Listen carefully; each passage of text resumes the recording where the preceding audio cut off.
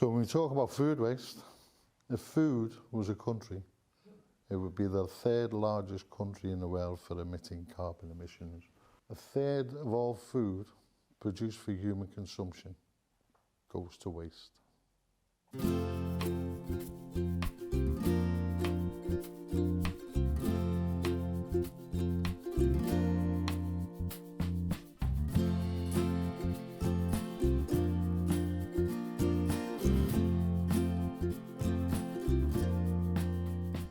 There are so many lovely things already happening in Wavertree.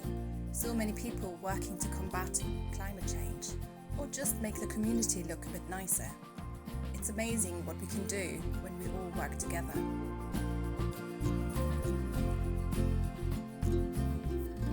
The food club came about. I suppose we were working as a kind of organisation, Love Wavertree.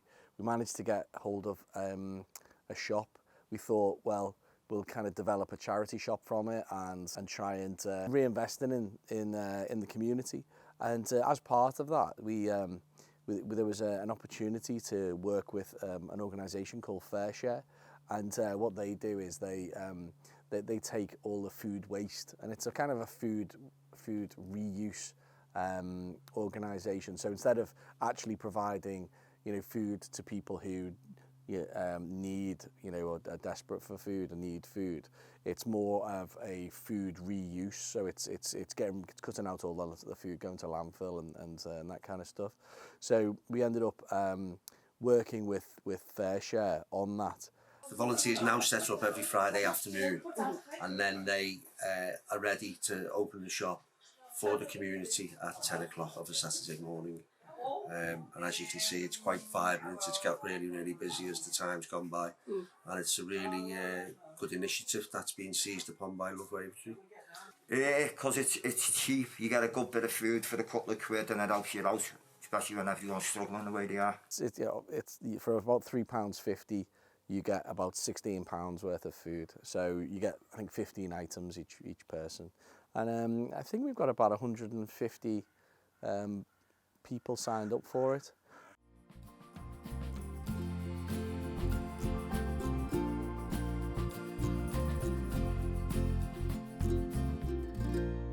You get lots of different kind of foodstuffs that people are going out of date. Now that obviously doesn't always equate to what food people actually want.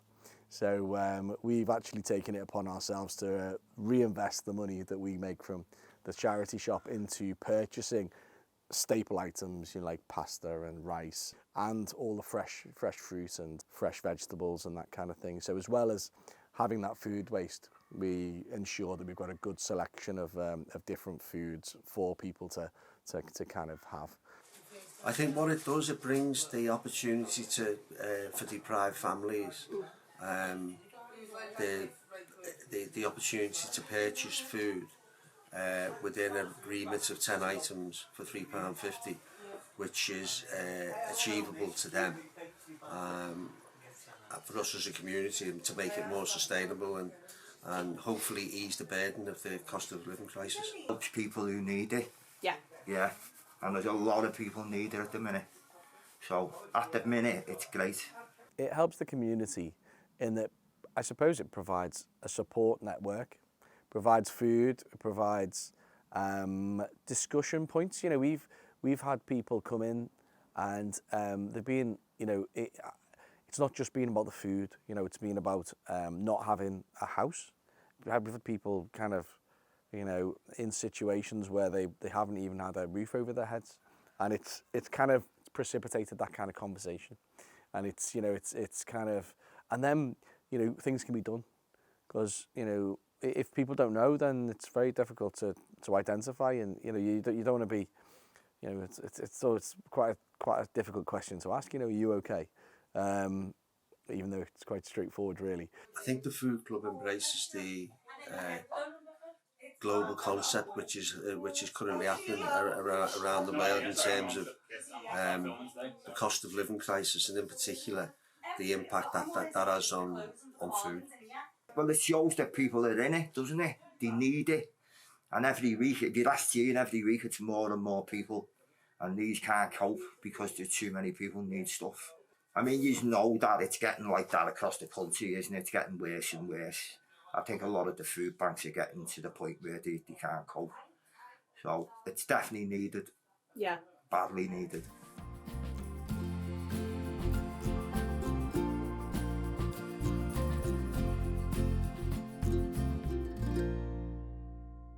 Would reduce down the mileage, the transportation costs. You know, I suppose if you're taking all of those, the food that is not being used and putting it in one location, and then that's being kind of distributed to location points that other people can pick up from, then exactly you're minimising your distribution, you're minimising your the utilisation of energy to transport that as well, aren't you? So. And I suppose because it's not all the refrigerated side of stuff, you're minimising any potential food safety issues and refrigeration aspects as well. I suppose a lot of shops would have to have refrigerated location points, whereas all of the FareShare shops, they seem to be, only kind of standard normal temperatures. So I think you especially ours, we're just dealing with stuff that's available without having kind of refrigeration requirements. Exactly, and it's resource preservation, I suppose, isn't it? And just goes into a bin and then goes to a landfill. Yeah. So there's only I mean, you could incinerate it, but it'll probably cost too much. And also, there's a lot of wetness in food. So it'd be like 70% wet. So you'd have to dry it, pre-dry it, and then put it through. So it goes straight into landfill, probably produce methane gas, probably impact climate change again. We're at the end of a chain, just trying to kind of distribute it, and luckily enough, we've got volunteers and people who are very committed to ensuring that those the people are getting the best out of having the food sharing.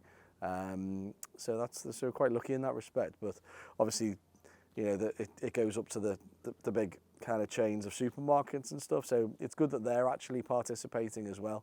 Yeah, so it's provided a lot of support to people, and also